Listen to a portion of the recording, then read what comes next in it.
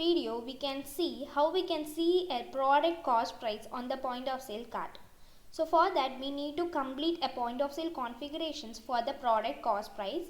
So for that we need to get into a settings. Under point of sale configuration, user can tick on the show product cost checkbox to show a selected product cost price in the point of sale cart.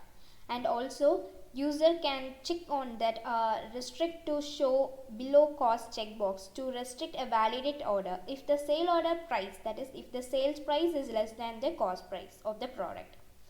So after enabling these two options, let's get into an point of sale and open a new session now.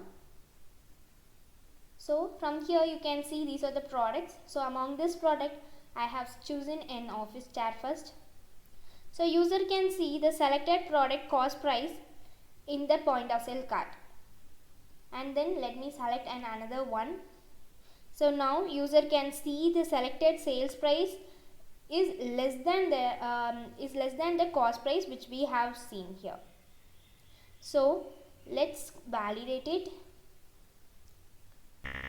Now user can see the restriction validation error with the product name if the product sales price is less than the cost price. So in this way we can make use of this module to show the product cost price on the point of sale, and we can restrict a validate order.